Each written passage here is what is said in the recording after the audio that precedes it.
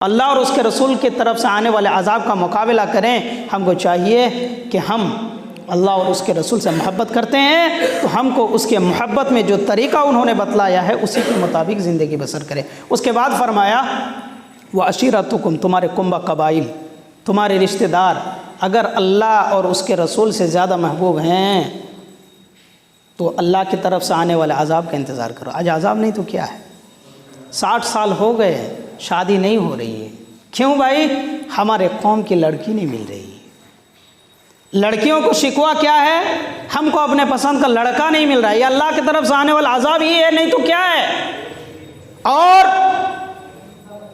میں ایسے لوگوں کو بھی جانتا ہوں اور دکھا بھی سکتا ہوں، ہر علاقے کے اندر ایسے لوگ ہیں جب انہوں نے دینداری کو ٹھکرایا تو ان کو پھر رشتہ صحیح جگہ پر نہیں ملی، اور اگر مل بھی گئی تو بہت دن تک نہیں ٹکا۔ ایسا بھی ہے، یہ اللہ تعالیٰ کی طرف سے آنے والا عذاب ہے۔ عذاب کا یہ مطلب نہیں ہے کہ زمین دھس گیا سارے لوگ مر گئے، کورونا آ گیا سارے لوگ مر گئے۔ صرف عذاب کی یہ شکل نہیں ہے، عذاب کی یہ بھی شکل ہے کہ ہمارے بچیوں کی شادی ٹائم پر نہیں ہو رہی ہے، جہیز جیسی لعنت ہمارے اوپر مسلط کر دی گئی ہے، اور دیگر چیزیں، یہ بھی عذاب کا ایک شکل ہے۔ تو کنبہ قبائل اگر اللہ اور اس کے رسول سے زیادہ محبوب ہیں تو اللہ کی طرف سے آنے والے عذاب کا انتظار کرو۔ یہاں پہ ایک بات واضح کر دوں، اب مان لیجئے میں مسجد کا امام ہوں، امامت کرتا ہوں، ظاہر ہے مجھے لوگ دیندار سمجھتے ہیں۔ اب میرے گھر میں ایک لڑکی ہے، جوان ہو گئی، ان کا رشتہ کہیں سے آیا نہیں، اچانک کوئی رشتہ آیا اور وہ دیندار بھی ہو، ساتھ میں پیسے والا بھی ہو، میں نے وہاں پر رشتہ کر دیا، مناسب سمجھا کر دیا۔ اب لوگ سمجھتے ہیں کہ اگر ایسا دیندار گھر میں ہی رشتہ کرنا تھا تو مولانا صاحب اپنی بیٹی کا رشتہ کسی غریب گھرانے میں کیوں نہیں کیے؟ یہ غلط بات ہے۔ یہ کنبہ قبائل سے محبت کا مطلب یہ نہیں ہے۔ مطلب یہ ہے کہ اگر آپ کے گھر میں کوئی دیندار اور اچھے جگہ سے رشتہ آئے اور آپ نے اس کو اس لیے ٹھکرا دیا کہ اس کے پاس مال نہیں ہے، صورت نہیں ہے، یا ہمارے کنبہ اور قبائل کا نہیں ہے، تو گناہ کر رہے ہیں۔ اتفاقاً اگر کوئی رشتہ ایسا بھیٹا جائے کہ آپ کے کنبہ قبائل کا بھی ہو، مال والا بھی ہو، دیندار بھی ہو، تو نور علی نور، وہ آپ کی قسمت اور آپ کی تقدیر کا نتیجہ ہے۔ اس لیے کہ اللہ تعالیٰ نے انسانوں کو پیدا کرنے سے پہلے ہی اس کی تقدیر لکھ دی ہے۔ اس کے بعد کہا کہ کنبہ قبائل، کہا کہ وَأَمْوَالٌ اقْتَرَفْتُمُوهَا، وہ مال جو ہم کما رکھے ہیں، کہا کہ اس مال سے اگر اللہ اور اس کے رسول سے زیادہ محبت ہے تو کہا کہ انتظار کرو اللہ اور اس کے اللہ کی طرف سے آنے والے عذاب کا۔ وہ مال کیا ہے؟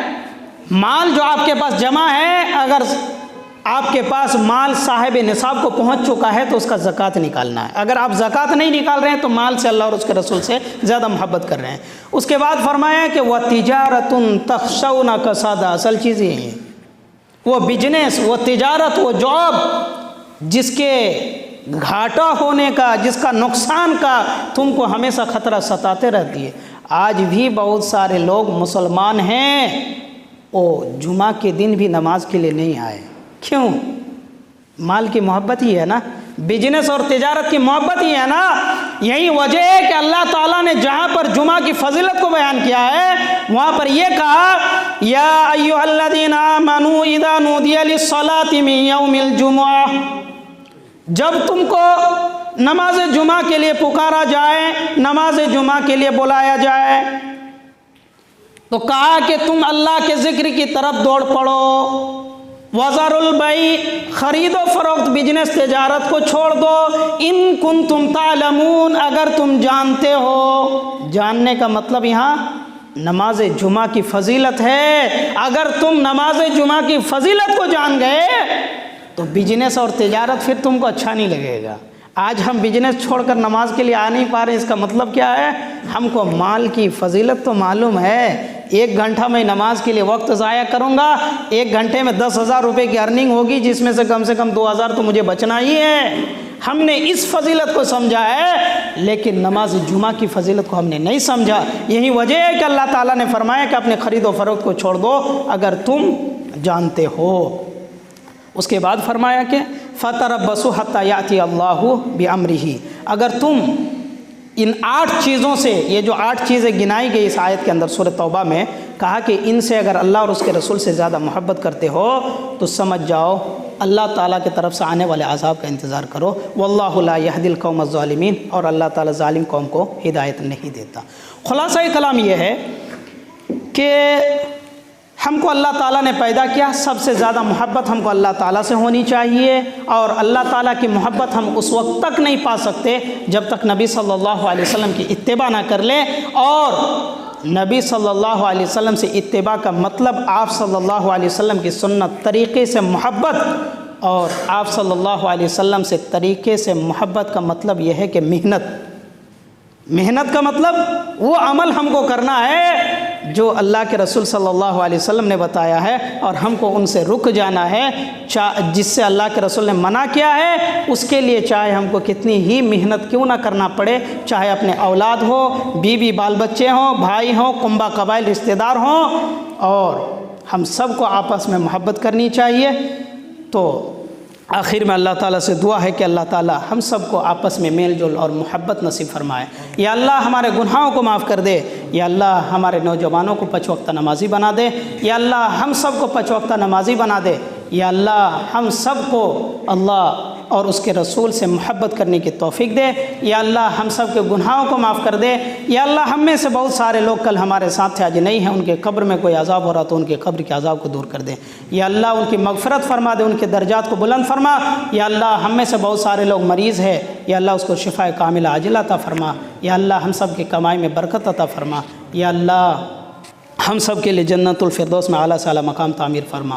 حاضرین جمعہ، تمام قسم کی تعریف اس وحدہ لا شریک کے لیے جس نے ہم بنی و انسان کو پیدا کیا، اشرف المخلوقات بنایا، جناب محمد رسول اللہ صلی اللہ علیہ وسلم کا امتی ہونے کا شرف بخشا۔ درود و سلام ہو بالعموم تمام انبیاء علیہ السلام پر، اور بالخصوص ہمارے آخری نبی جناب محمد رسول اللہ صلی اللہ علیہ وسلم پر، آپ کے اعلیٰ صاحب پر۔ حاضرین، میں نے خطبہ مسنونہ کے بعد سورۃ البقرہ کی آیت نمبر 165 کی تلاوت کی ہے۔ اس مناسبت سے آج خطبہ جمعہ میں حب رسول کے تعلق سے چند باتیں عرض کروں گا۔ اللہ کے رسول صلی اللہ علیہ وسلم سے محبت، اللہ تعالیٰ نے سورۃ البقرہ کی اس آیت کے اندر واضح طور پر کہا موضوع ہے میرا محبت رسول، لیکن اللہ تعالیٰ نے اس آیت کے اندر واضح طور پر یہ کہا کہ سب سے زیادہ محبت کس سے ہونی چاہیے۔ تو اللہ تعالیٰ نے اس آیت کے اندر واضح کرتے ہوئے یہ کہا وَمِنَ النَّاسِ مَن يَتَّخِذُ مِن دُونِ اللَّهِ أَندَادًا يُحِبُّونَهُمْ كَحُبِّ اللَّهِ، لوگوں میں بعض لوگ ایسے ہیں جو اللہ کے علاوہ اللہ کے جیسے معبود بنا رکھے ہیں، اور وہ ان سے اسی طریقے کی محبت کرتے ہیں جو محبت اللہ تعالیٰ سے ہونی چاہیے۔ لوگوں میں بعض لوگ ایسے ہیں جو اللہ کا شریک بنا رکھے ہیں، اور وہ ان سے اس طرح محبت کرتے ہیں جس طریقے کی محبت ایک اللہ تعالیٰ سے ہونی چاہیے۔ لیکن ایمان والوں کی صفت یہ ہے، ایمان والوں کی پہچان یہ ہے والذین آمنوا اشد حبا للہ، ایمان والے تو صرف اور صرف ایک اللہ تعالیٰ سے محبت کرتے ہیں، اور سب سے زیادہ محبت وہ اللہ تعالیٰ ہی سے کرتے ہیں۔ وَلَوْ يَرَى الَّذِينَ ظَلَمُوا إِذْ يَرَوْنَ الْعَذَابَ أَنَّ الْقُوَّةَ لِلَّهِ جَمِيعًا، یہ مجرمین اللہ کے ساتھ دوسرا معبود بنانے والے کاش کہ اس وقت کو دیکھ لیتے جب وہ عذاب الہی کو دیکھیں گے، جب وہ اللہ کے عذاب کو دیکھیں گے، یعنی اللہ کا عذاب دیکھنے کے بعد جو ان کا حلیہ ہوگا، جو ان کی شکل بنے گی، کاش کہ وہ اس وقت اس عذاب کو محسوس کر لیتے، اس وقت کو ابھی دیکھ لیتے۔ اس کے بعد فرمایا ان القوۃ للہ جمیعا، ساری کی ساری طاقت اور ساری کی ساری قوت تو صرف اور صرف ایک اللہ کے لیے ہے۔ وَأَنَّ اللَّهَ شَدِيدُ الْعَذَابِ، اور اللہ تعالیٰ سخت عذاب دینے والا ہے، اللہ تعالیٰ سخت عذاب والا ہے۔ اس آیت کے اندر اللہ تعالیٰ نے واضح طور پر یہ کہہ دیا کہ انسانوں کے اندر سب سے زیادہ محبت اگر کسی کی ہونی چاہیے تو اللہ تعالیٰ کی محبت ہونی چاہیے، اس لیے کہ اللہ تعالیٰ نے ان کو پیدا کیا ہے، اور ایمان والوں کی پہچان یہ ہے کہ وہ صرف اور صرف ایک اللہ تعالیٰ سے محبت کرتے ہیں، اور جن لوگوں نے شرک کیا ہے ان کی پہچان یہ ہے کہ وہ اللہ کے علاوہ جن کو معبود بنا لیا ہے، مشکل کشا حاجت روا بنا لیا، اپنے بنانے والا بگاڑنے والا بنا لیا ہے، وہ ان سے اسی طریقے کی محبت کرتے ہیں، ان کے پاس بھی اسی طرح نظر و نیاز چڑھاتے ہیں جس کا حق اللہ تعالیٰ ہے۔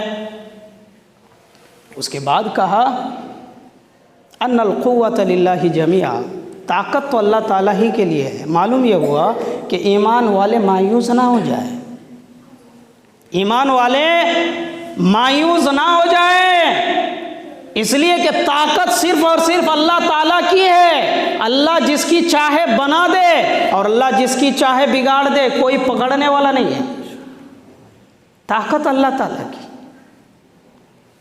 پھر کہا مجرمین خوش نہ ہو جائے، اللہ تعالیٰ طاقت والا ہے، عذاب والا بھی ہے۔ وَأَنَّ اللَّهَ شَدِيدُ الْعَذَابِ، اللہ جب پکڑتا ہے نا تو پھر عذاب بھی سخت دیتے ہیں۔ یہ سورۃ البقرہ کی آیت نمبر 165 ہے۔ مان بعد یہ کہا کہ سب سے زیادہ محبت تو اللہ تعالیٰ سے ہونی چاہیے، لیکن اللہ تعالیٰ کی محبت ہم حاصل کس طرح کریں، اللہ کی محبت ہم کو ملے گی کیسے، یہ اصل چیز ہے۔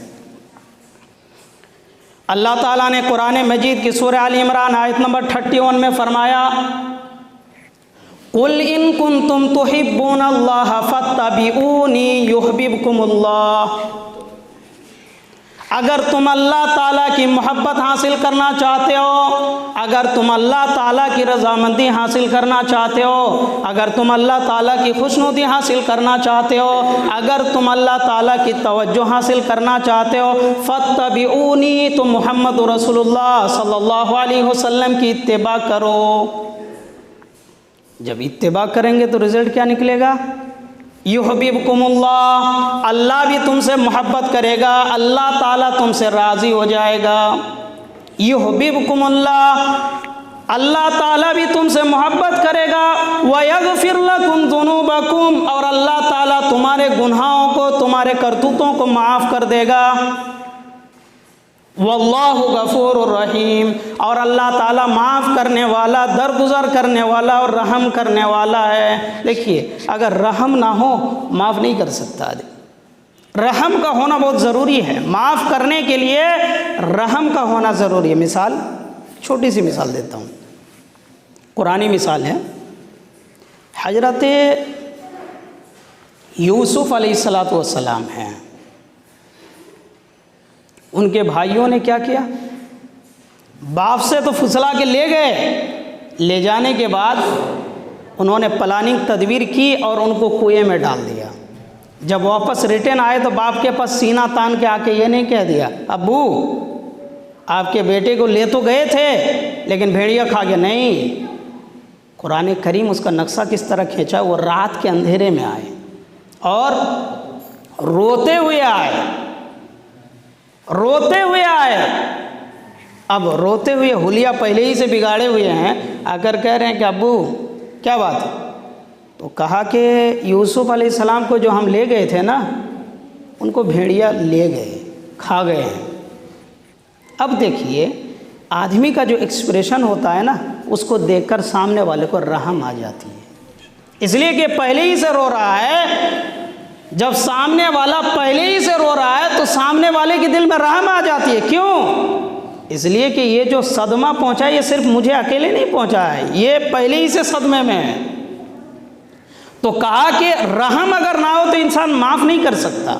تو اللہ تعالیٰ جہاں بھی گناہوں کی معاف کرنے کا ذکر آتا ہے وہاں ایک صفت ضرور، رحم کا صفت ضرور آتا ہے۔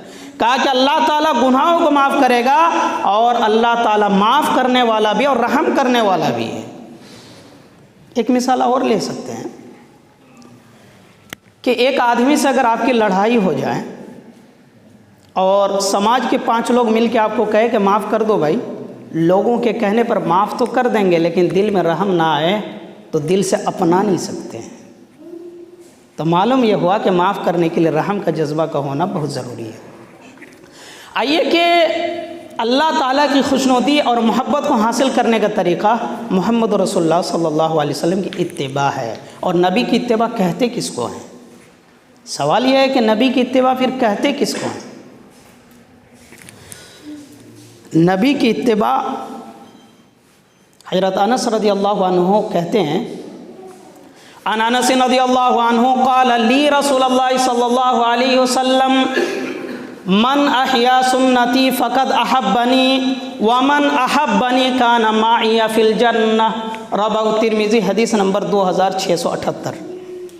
حضرت انس رضی اللہ عنہ کہتے ہیں کہ اللہ کے رسول صلی اللہ علیہ وسلم نے فرمایا من احیا سنتی فقد احبنی، جس شخص نے محمد رسول اللہ صلی اللہ علیہ وسلم کے طریقے سے محبت کی، آپ صلی اللہ علیہ وسلم کی سنت سے محبت کی، جس نے آپ صلی اللہ علیہ وسلم کی سنت کو پسند کیا، فقد احبنی، گویا کہ اس نے نبی صلی اللہ علیہ وسلم سے محبت کی۔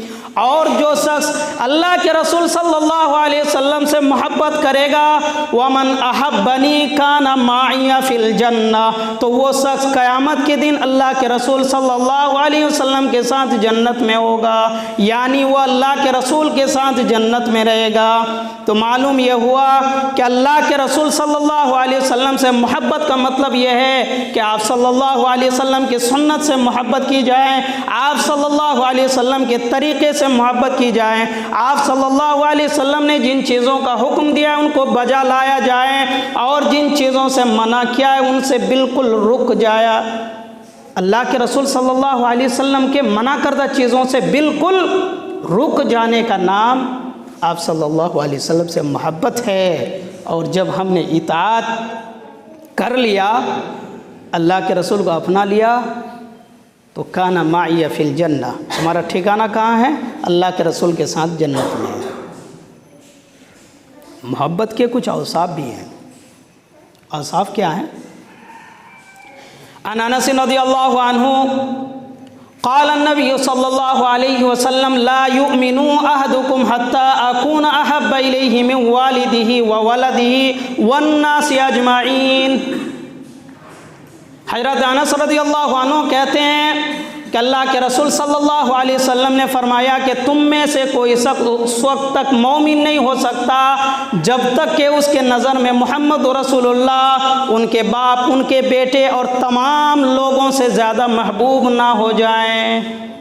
یعنی اللہ کے رسول کی محبت تمام لوگوں سے زیادہ محبوب نہ ہو جائے، اس وقت تک آدمی مومن نہیں ہو سکتا۔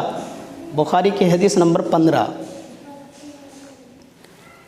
حضرت عمر رضی اللہ عنہ کہتے ہیں ایک دن اللہ کے رسول سے کہ اللہ کے رسول، اس روئے زمین پر سب سے زیادہ محبت میں آپ سے کرتا ہوں، لیکن اپنی جان سے بڑھ کر نہیں۔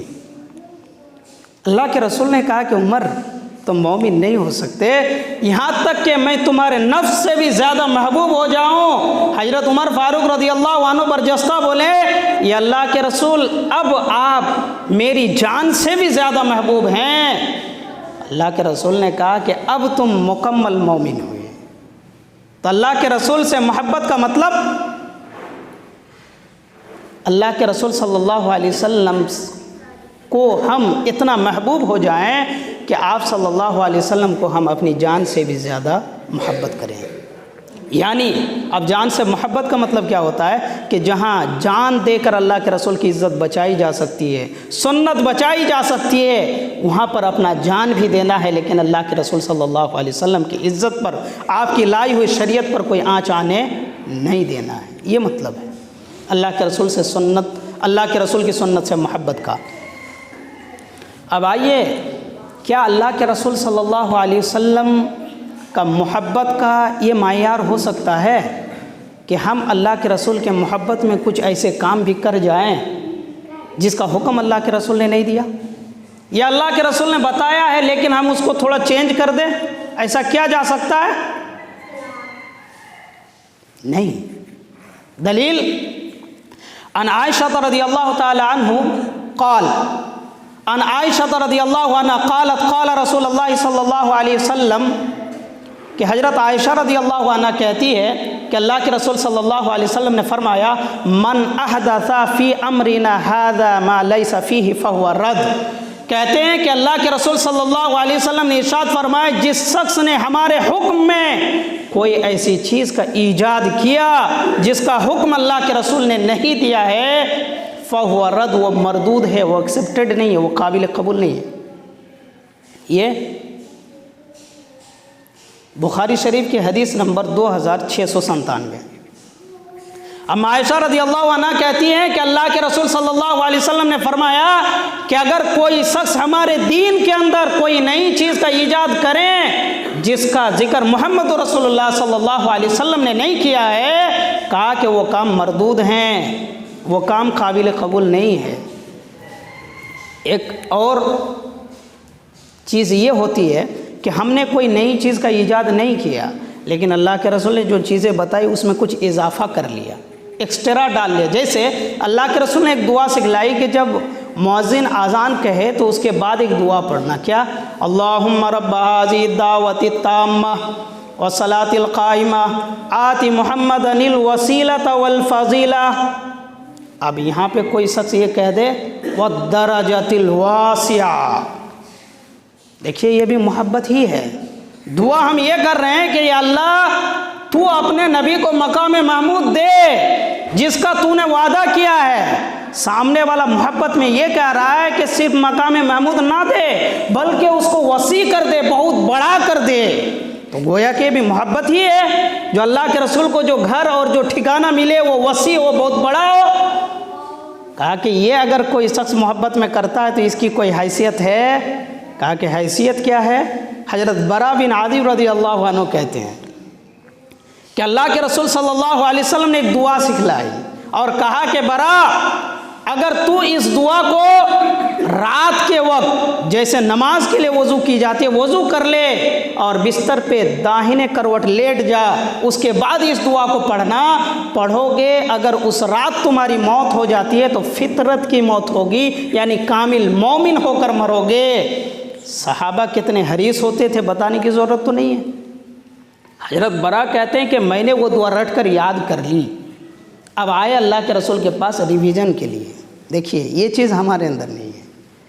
پڑھنے کے بعد علماء کی طرف رجوع کرنا بہت ضروری ہے۔ صحابی رسول برا بن عازب رضی اللہ عنہ کہتے ہیں کہ ہم نے دعا کو یاد کر لی، اللہ کے رسول کے پاس ریویژن کے لیے آئے۔ اللہ کے رسول صلی اللہ علیہ وسلم کو جب ہم نے دعا سکھلائی تو اللہ کے رسول نے دعا ہم کو یہ بتایا تھا، لمبی دعا ہے، آخری ٹکڑا یہ ہے اللہم آمنت بکتابک الذی انزلت وبنبیک الذی ارسلت۔ یہ اللہ کے رسول نے ان کو الفاظ بتائے۔ اب یہ جب یاد کیے تو انہوں نے اپنے دماغ سے ایک الفاظ بڑھا لیے، کیا؟ اللہم آمنت بکتابک الذی ارسلت وبنبیک کی جگہ پر وبرسولک الذی ارسلت بول دیے۔ اللہ کے رسول نے کہا کہ برا میں نے تم کو وبنبیکا کا لفظ بتایا ہے، وہی لفظ یہاں پر بولو، یہ رسولکا کا لفظ نہیں چلے گا، اس لیے کہ محمد رسول اللہ صلی اللہ علیہ وسلم نے جو تم کو لفظ بتلائی ہے وہ نبیکا کا لفظ بتلائی ہے۔ اور آپ کو معلوم ہوگا کہ رسول کا مرتبہ نبی سے بڑا ہوتا ہے، نبی سے بڑا درجہ ہے، لیکن اللہ کے رسول نے قبول نہیں کیا۔ کیوں؟ اس لیے کہ نبی صلی اللہ علیہ وسلم نے جو بات بتائی ہے اس کو اتنا ہی کرنا ہے، اس سے زیادہ قابل قبول ایکسیپٹڈ نہیں ہے۔ دلیل بخاری شریف کی حدیث نمبر 247۔ اللہ تعالی ہم لوگوں کو کہنے سننے سے زیادہ عمل کی توفیق عطا فرمائے۔ اقول قولی ھذا استغفر لسائر المؤمنین۔